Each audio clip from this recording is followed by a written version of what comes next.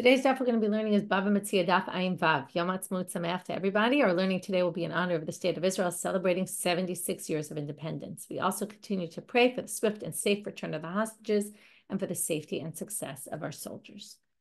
We're going to get started by remembering what we had in the Mishna yesterday, that we started in the 6th chapter. Someone hires workers.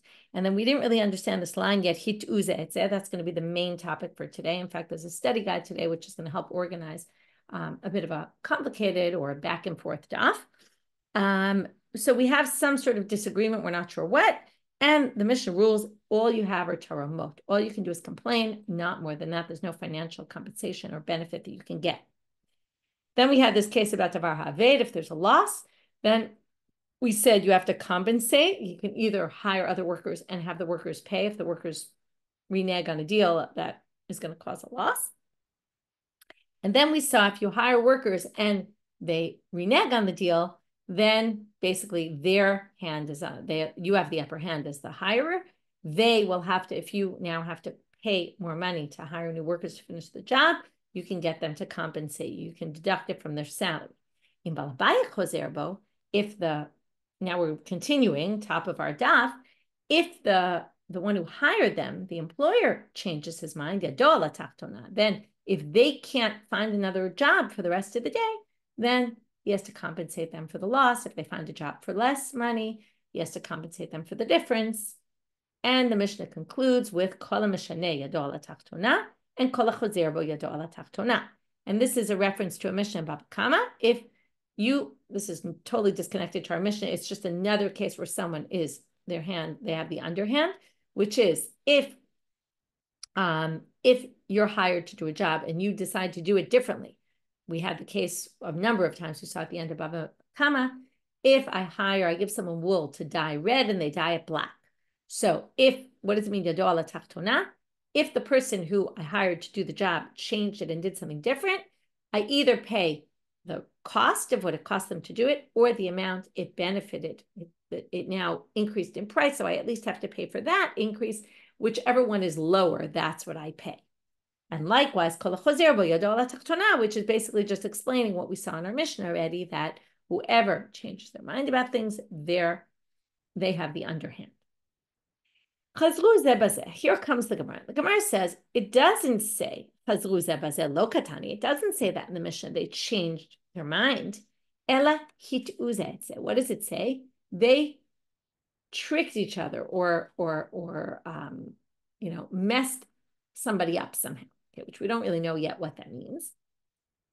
But they now say, what does that mean then? It means that there's somebody else in the picture is what they're saying. It's not that one of them changed their mind and then all they can do is complain. First of all, we already saw if someone changes their mind, Yado Ala Tachtona. So what does this mean here? It must mean that the Poalim tricked each other. What Poalim tricked each other? We thought there was one person hiring workers. The workers are all one group, part of a labor union or something. And then there's the employer. They're having an argument. So what's the case? To which they add in another person. And they say there was a middle person happening here. The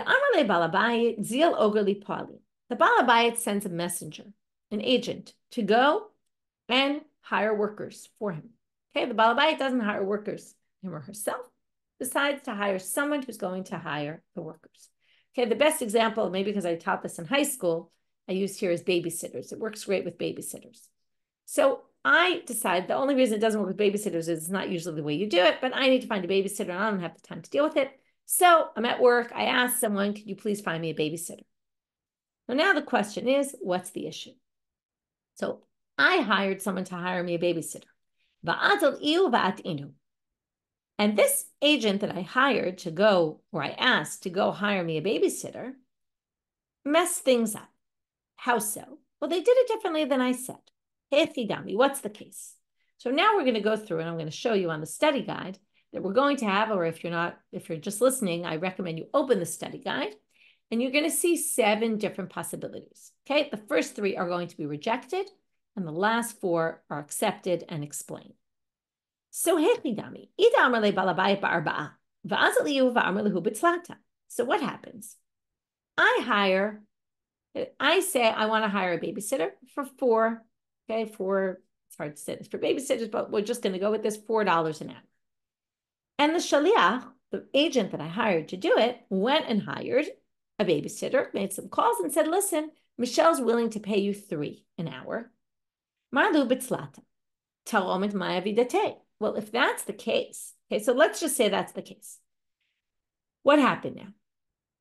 The babysitter gets hired to work for $3, but the babysitter could have gotten hired for $4 because I was willing to pay $4, but the shaliach said, the agent said only $3. Well, the problem is, and then basically the babysitter can complain, that's unfair, I should have gotten $4. To which the Gemara says that can't possibly be. What kind of complaint? You can't complain the babysitter. You as a babysitter accepted this job. You knew what you were getting into. You obviously had no problem with it. You can't come and complain later. That was the agreement. Later, we're going to get back to this, and this is going to be back. The 7th explanation is actually going to be this, and they're going to explain why really you could have a complaint. So if you're thinking in your head, there is a reason to complain, we'll get back to that. Second option. So now options number 2 through 6 are all going to be the flip case, where Ida Amarle Balabayat Betzlat, the Balabayat said 3. And then the person went, the agent, and said, I'll hire you for 4. Now, I was never willing to pay 4. I only said 3, but my agent went and hired babysitter for 4. So now this breaks up into 2 possibilities. What's the case? If when the agent went and said, Michelle will pay 4, and on me, meaning the agent said, I'll take responsibility, the agent himself or herself takes responsibility, not to blumi dide. Well, if the agent took responsibility, this also can't be a possibility. The babysitter can complain because the babysitter will get exactly what she agreed to for an hour because the agent said, on me. So basically, if Michelle's not willing to pay the whole thing, the agent took responsibility. How do we know that the agent will have to pay? Did Tanya, even though the agent got nothing out of this? Well, it says in a Braita, it's a different case, but we'll have the same concept. I hire someone to do something for me, to work in my field. But I went out to where the fields are and I pointed. And I accidentally pointed to my neighbor's field. And I said, please go work that field. And the guy works the field for the day. I have to pay the salary because the agent did what I asked the agent to do.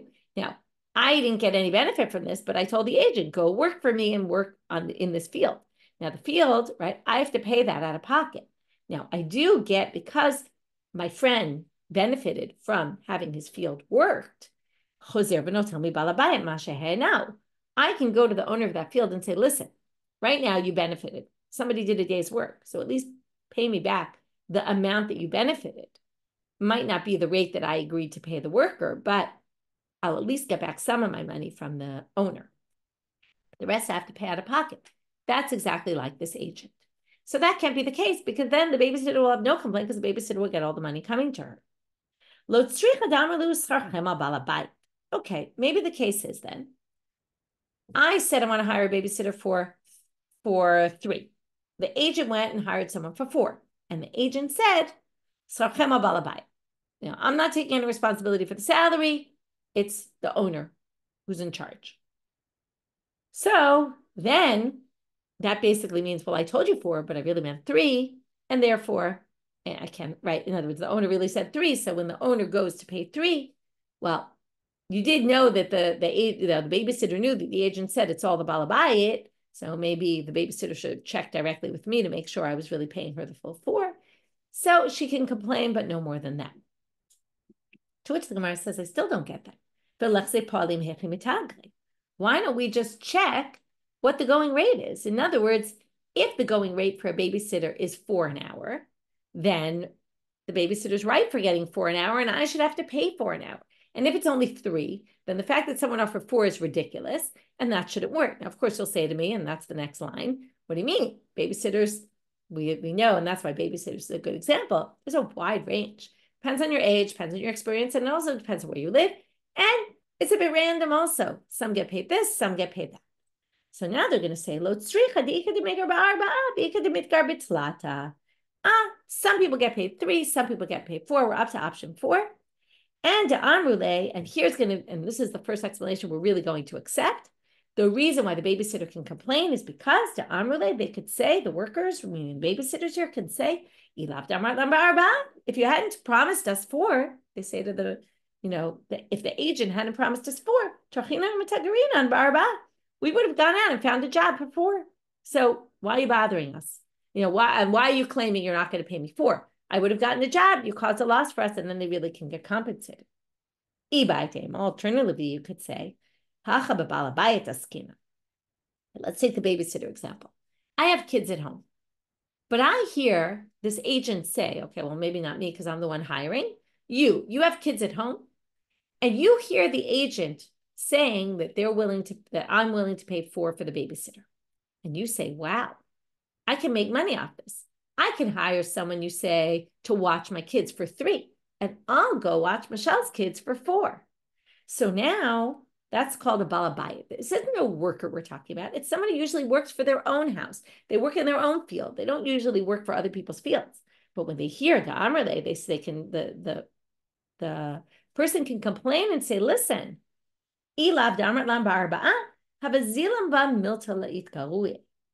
had you promised me 4, had you not promised me 4, I would never, had you not promised before, I never would have humiliated myself, right? It's really humiliating to go babysit for your friends' kids when you have kids at home. Like, nobody does that. So I wouldn't have humiliated myself to do that if I would have known. So we didn't say something wrong before. I just want to go back for a minute. These 2 cases, basically, because in the previous case, when there could be 3 or there could be 4, I actually think I said you're causing a loss when you get your money. You don't get your money back. Because people get hired for 3 and people get hired for 4, and here there was an agent in the middle and the balabai really only wanted to pay 3, in both these cases, you're only going to get paid 3. But you can complain and say, that's really unfair because since some people get hired for 4, I thought you were hiring me for 4. Or since I'm a balabai, I wouldn't normally go out and work for 3, but I did go out to work for 4, and now you're only giving me 3, and I humiliate myself to do this. So they can have a complaint, but it's not more than a complaint. Option number 6. No, we're not talking about a balabayit in option number 6. We're talking about workers. And and again, they said balabayit, so then already it's whatever the balabayit says. And some people work for 3, some people work for 4. But they said the following, and this also. Look, you were paying us so much. We did better quality work.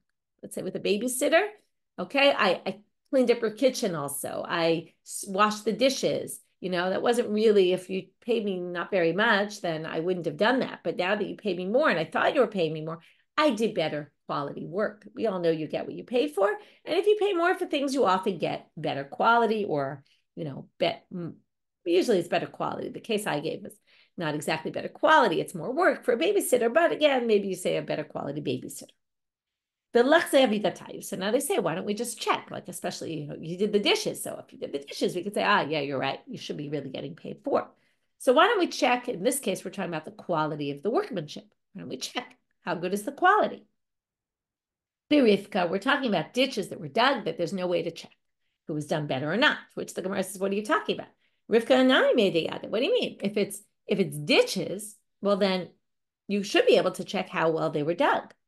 No, they already got full of water. Let's say it rained, and now you can't tell. Or they dug ditches so that, they fill with water, and now there's no way to tell how good the workmanship was. So basically, in that case, again, they could claim, and if you could really check their workmanship, they really should get paid 4. And we'll force the balabai to get 4 because he got 4 quality out of these workers. But if there's no way to check, it's too late, then we basically... they can complain, but not more than a complaint.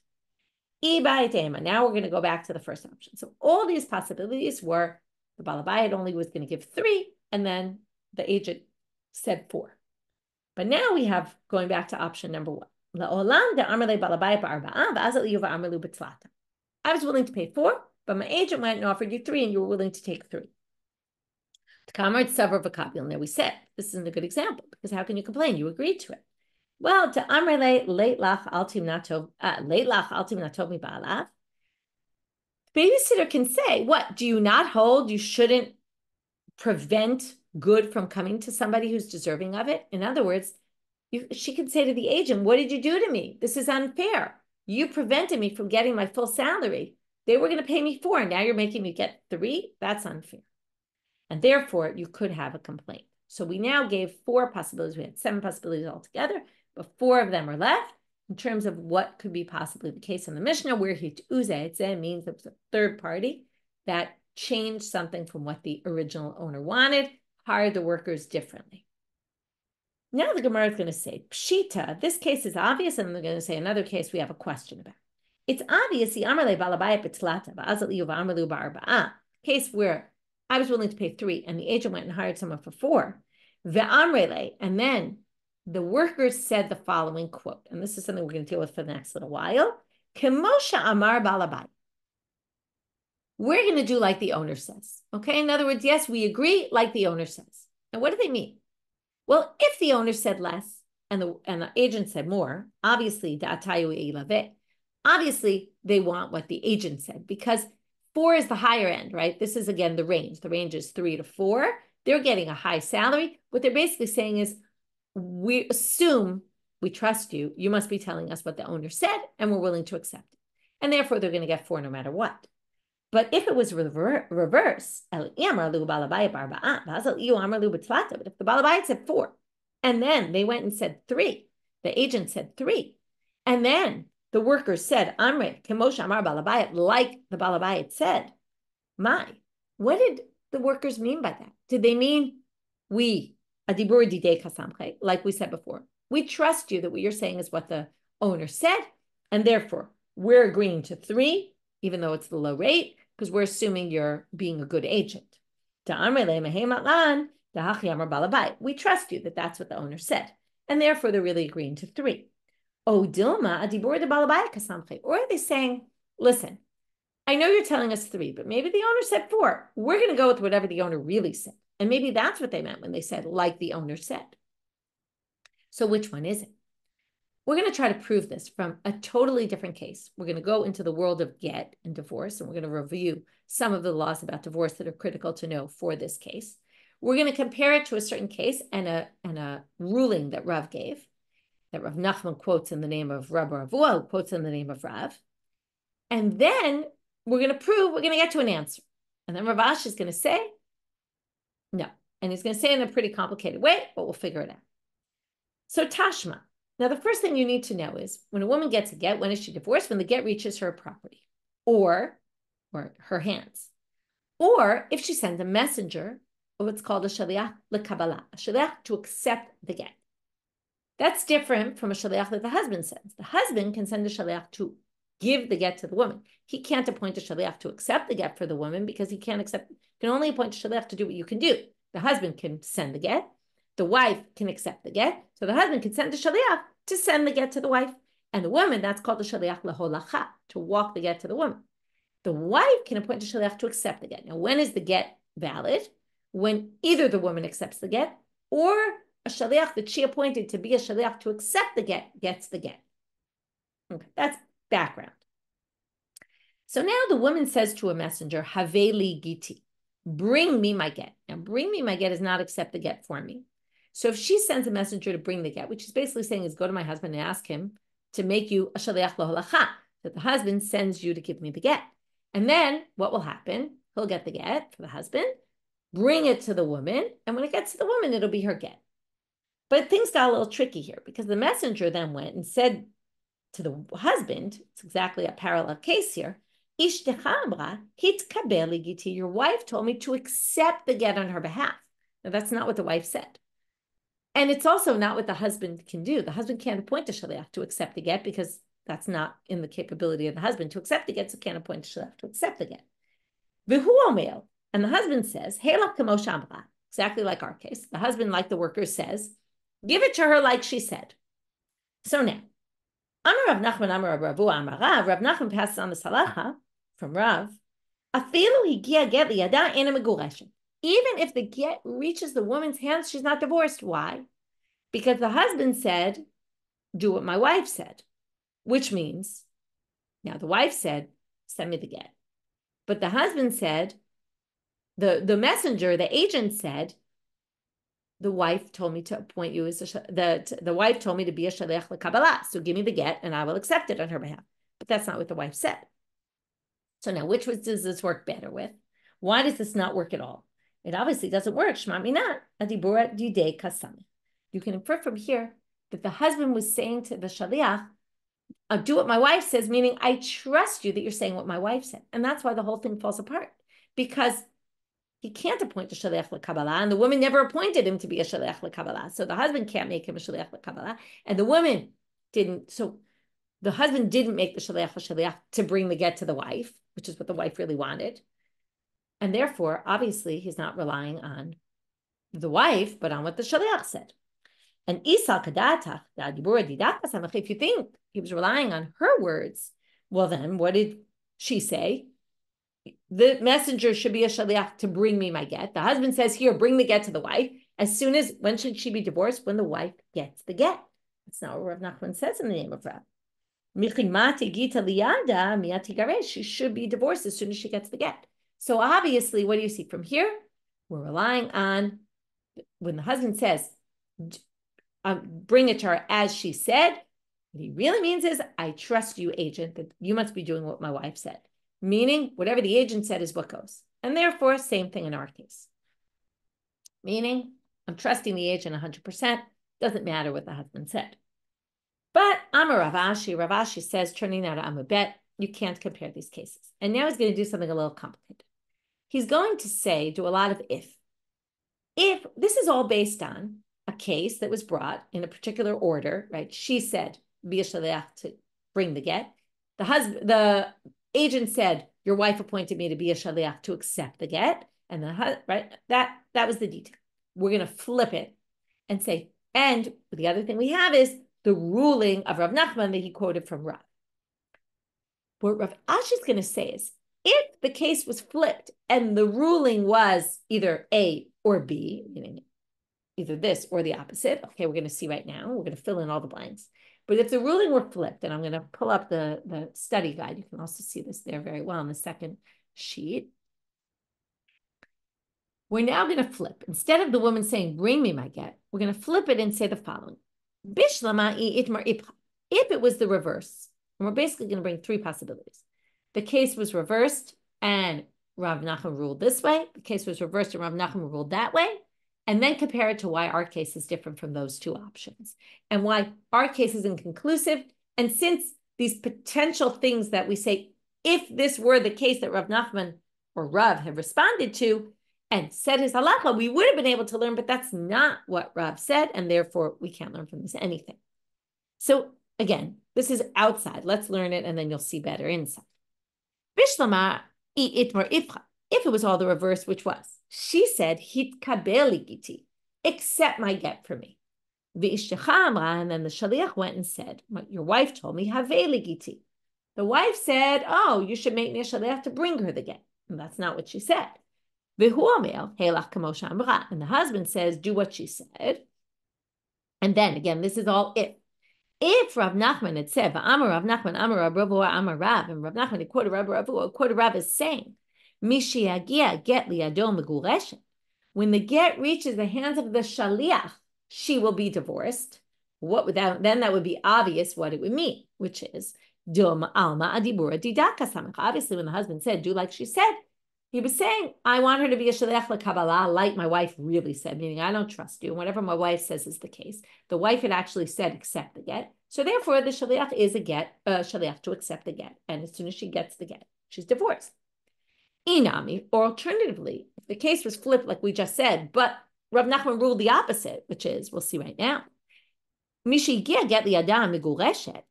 If in that case, where the woman had said, "Be my shaliach to accept the get," and the husband and the agent had said, "Your wife told me to bring the get to her," and the husband said, "Do what she said," and Rav Nachman had ruled, when the get gets to the wife, she's divorced. That would show what kind of a shaliach is. The shaliach is a shaliach laholacha. And then it would mean that the husband was saying, "Do like my wife said," means really, I trust you that whatever you tell me is what my wife said. Meaning I'm going to make you a shaliach to bring her the get. Then we would also know, Alma dibur dide kasana. Then obviously the husband's relying on the shaliach. So we would have the opposite conclusion. But And we don't yet know why he's rejecting our case. Now we're going to see. Okay, so if the case was flipped, it would be obvious. But elahatam mishum da'akar shalech l'shechute legamri. But the fact that they didn't bring that case, and they brought specifically a case, and I want you to think about this. What is better for shaliach? To bring a get or to be a shaliach to accept the get? Obviously, to be a shaliach to accept the get, because as soon as you get the get from the husband, your job is done. Much easier than having to bring the get all the way to the woman. So, in this case, the woman said, bring me my get. And when the shaliach got to the husband, he said, your wife told me, accept the get. Now, when he says that, he's basically saying, I don't want to be a shaliach to bring the wife the get. And therefore, according to the words of Rav Ashi, he's oker shaliach shlichute legamri. He's basically saying, I don't want to be a shaliach like she sent me to do. I don't want to be a shaliach to bring the get. I only want to be a shaliach to accept the get.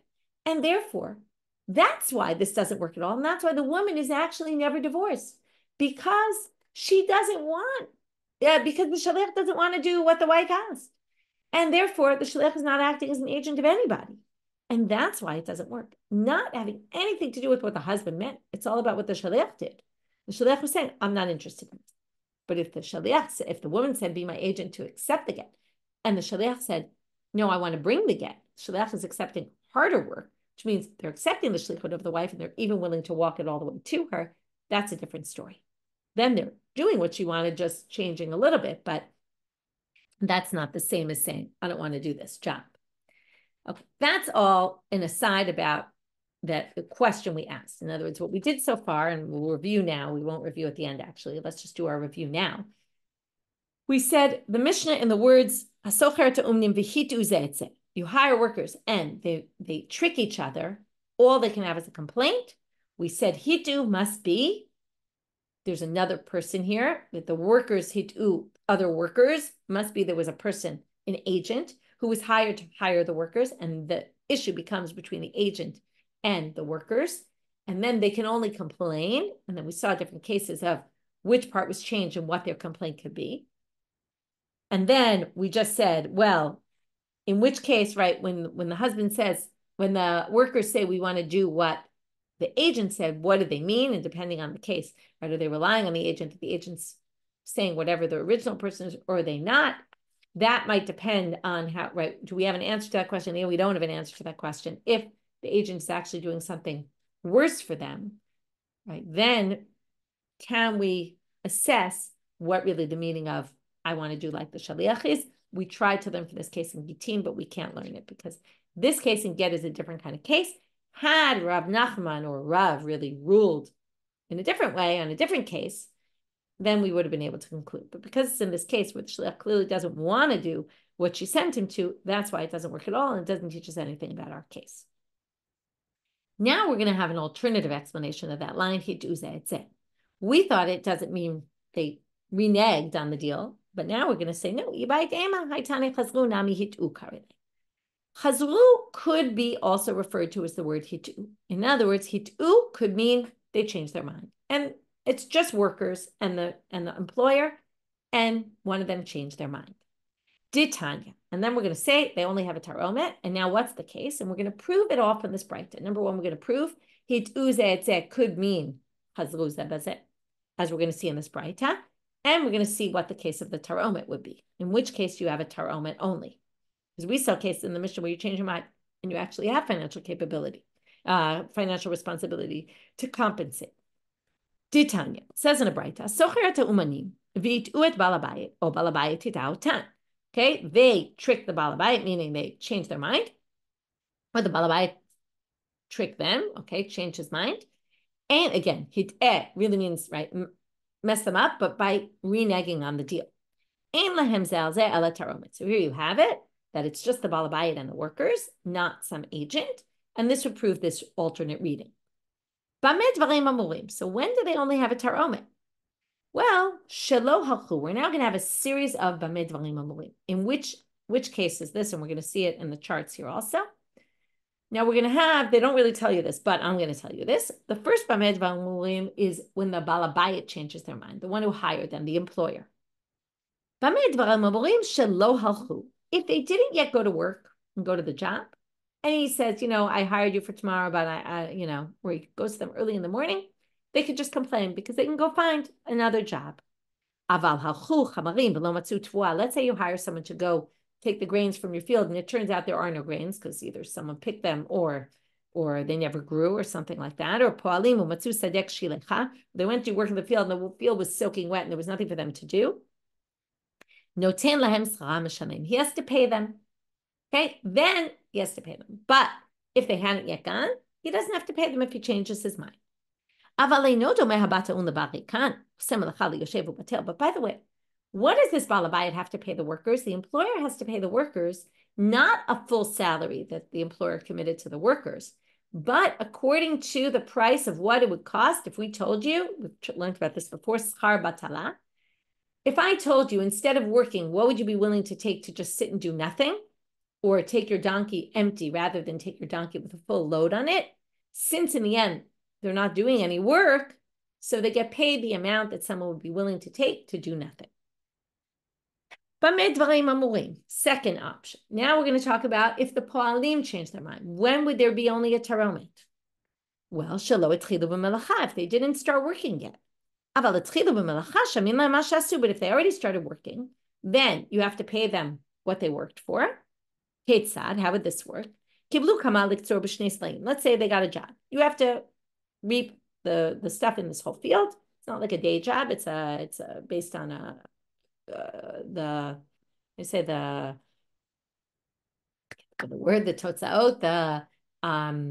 based on what you're going to the product you're going to receive. So the job. So we define this job. This field, we're going to cut everything in the field. We're going to harvest the field for 8 dinarim, 2 slaim, which is 8 dinarim. You might remember that from Parakat Zahav. And they did only half a job and stopped in the middle. Or beged le'erog b'shnei slaim, or gu chetzia v'hinichu chetzio, a clothing, a piece of cloth to weave into a cloak or something, make something out of it. And you hired them for 2 slaim, 8 dinarim, and they didn't, they stopped in the middle. Shamin lahem et mashasu, we evaluate how much they did of the job. So hayaya feshisha dinarim, let's say they did half the job, but now you have to figure out what's it going to cost me to hire someone to do the second half. It might actually cost more. If it costs more than half, like hayaya feshisha dinarim, what was left was 6. Now, according to the Mishna, what did we learn? If the Palim change their mind, then they have to compensate for the fact that now, right? So in this case, what would happen? The job was 8 dinarim. They did 4 dinarim's worth, but there's still 6 dinarim to pay to the next worker. So the Baal Habayit isn't going to lose out. All the Baal Habayit has to pay is 8 dinarim. So we're going to deduct 2 dinarim off their salary, and the workers are only going to get 2. But that's not what Tanakama says here, because Tanakama disagrees with our Mishnah. I'm going to see Rabbi Dosa in a minute, who agrees with Tanakama and who agrees with our Mishnah. So if there were 6 dinarims left of work, so he still pays them for half their work, the sela, or he could convince them to do the whole job and they'll do it all for 2 slaim and get their full money. The sela, if there's or if there's a sela left of work, let's say they did half the job and to hire someone to do the other half costs exactly half. Well, then noten lam sela, then they'll get their half, their 4 dinarim. Rabbi Dosa omeo, shamin lahem masha atila. So now we assess it based on what's going to be in the future. Meaning, if the owner, the employer is now going to have to hire someone for 6 dinarim to finish up the job, noten lam shekel, then they only get a shekel, which is 2 dinarim. Or if they don't want to take a loss, they could finish the job and get the 2 slaim. But if there's no loss and it costs exactly half, then they'll get half and he'll pay half for the rest. So that's the Palim she chuzrim behem. But b'med dvarim amurim, in which case is this though? This is workers who change their mind. B'davar she'eno avud. This is davar she'eno aved. It's not like there's a time factor here. Not like anything's going to get ruined, like we talked about the case in our Mishna. But okay, case number 3 here in the Braita. If it's something that there's going to be a loss, because if you don't get it done today, it's a problem. Now you're going to have to hire someone for more. So then he can hire people and make them pay, and he's going to, or mita'an, right? Or he can mess them up. So now Omer lehen sela katzatzti lachem. Okay, ketzah b'ta'an. What does it mean mita'an? He says to them, sela katzatzti lachem, bo utlu shtayim. Okay, I agree with you to a sela. You know what? You don't want to do the job? How about I'll pay you double? And then he doesn't actually have to pay them. Va'ad kama socher lehen. How much can he commit to them if he wants and lie about it? Ad 45 zus. He can commit to them a huge amount and he doesn't have to pay up at all. When is all this said though? Bizman she'ein poalim liskor. This is the last chart on the page. This is all when there aren't any, okay, there's davar ha'aved, there's going to be a loss, and there's no one to hire. So then you can make them pay, or you can lie to them, right, and trick them into going to work for you. Aval yesham poalim liskor. But if there are other workers to hire, va'amru tseu schor me'elu, and the workers tell you, listen, we can't do the job, but go, there's other workers who will do this for you. Then there's only going to be a taromet. So what you see here, if you look at the chart, it's very helpful because you can see in all these cases, there's cases where the balabayit changes the plan and they haven't yet gone to work. All they can do is complain. If they haven't started work and they renege on working for you, then you can only complain, only a taromet. And if they said, listen, even in davar ha'aved, if they say, listen, there's other people who will do the job, then you could just complain. Now, what's your complaint, by the way, if there's other people to do the job? The complaint is that now I have to go hire other people. It's time, it's effort. So those are all the cases where we found there could be a taromet between balabayit and the workers, and that could possibly be what our Mishna is referring to. Now we're going to bring up Tana Kamed Rav. Tana brought a braita in front of Rav. Noten lahem scharan mishalem. And he said the braita that we saw before, that you have to pay the workers if the balabayit, the employer, reneges, the balabayit has to pay the workers. So now, and we said, what kind of salary? Right, the low salary, though, like a salary you would get for doing nothing. But the problem is there's something weird here, which is Amar Le, Rav said to this Tana, Chavivi Amar, my uncle said when he heard this, Ilu ana havai, if I were there, if it were me, Lo yavina lehen ela kepoel batel, I would only have paid them that low salary for a worker who doesn't do anything. And you say you pay them full salary. Now, that's not what we said, but that's the way he understood it. To which the Gemara says, why did Rabbi Chia understand it that way? That's not what the braita says. Ha'ala katani, it says on those words, charom mishalem, eino domeh, it doesn't mean full salary. Eino domeh haba ta'un, haba rekan. It's not the same a donkey rider who has a full load and an empty load. Osem lachali yoshe batel, someone who does work and someone who does nothing. So why did Rabbi Chia assume that they meant the whole, right? You pay a full salary. It's not what they meant in the braita. It's not what they said. To which they said, lo simu akame. Rabbi Chia just didn't hear the whole braita. Had he heard the whole braita, he wouldn't have complained about it. Then they say, Yikada amre, simu akame. No, they actually really did finish the whole braita. Okay, they read the whole thing. And in fact, Rav said was actually different. Hachi kamar. Okay, actually, I think the Simua Kameh is not in front of Rav, and then Rav complained about what Rabbi Chia said because he hadn't heard the whole braita. But some people say, no, they did. And what Rav's reaction when he heard the whole braita, that you only pay the low salary was, or you pay the low salary, Hachi Kamer, Chavivi Amar, my uncle, Rabbi Chia said, if I was there and I reneged on this deal, I was the employer, I would not pay those workers anything. I don't have any commitment to them. And you think the owner has to pay? The employer does not have to pay at all.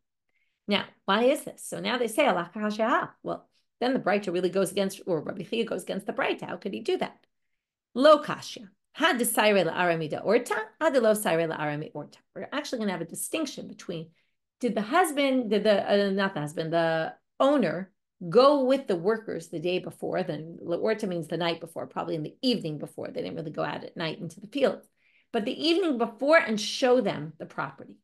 If he showed them the property and there really wasn't work for them to do in the morning, they should have known that from the night before. They had seen it with their own eyes. And therefore, they should have known. Rambam has a bit of a different explanation. He thinks it's the husband seeing it, not the workers. But we'll go with Rashi. Rashi says the husband and the workers went there the night before. And then let's say it rained that night and they can't work. Well, the workers saw the field and what they need to do. And then they saw it rained and they know it rained, right? It's not the employer's responsibility that happened, and they should have known. So then cancels on them, that's not his problem. he's not responsible. And then he doesn't have to pay them at all. But when he has to pay them, but if they didn't go the night before, the owner didn't bring the people the night before to see it, well, then that's a problem because they had no idea what they were getting into. The employer should have known to tell them or shown them the space. And then it's just the employer canceling on them at the last minute and then has to pay them kipu el batel, this lower salary. And we can prove this distinction, which resolves the contradiction, the problem of Rabbi Chia, from Hada Amarava, Haimanda Agar Agire Larivka, someone who hires workers to dig a ditch, Ba'ata Mitro Mal Yamayim, and then overnight, the rain came and filled it up with water. Isari La'ari Me'orta, if they went and surveyed the field the night before, Pseided Po'alim. The problem with the Po'alim, just bad luck. Lo Sari La'ari Me'orta, but if they didn't check it the night before, Pseided the Balabayit. It's the balabayit's responsibility, and he has to pay the workers. She has to pay the workers the low salary. And there you have that distinction, proves that distinction we saw. So again, it's a very brief summary of the daf. We had the Mishna really means Hit Uzad said there was somebody else in the picture. There was an agent who messed things up, and then the workers can complain to the agent, but not more than that. And then we had to figure out in which cases and whether what was said and what was promised and who promised what and who changed what.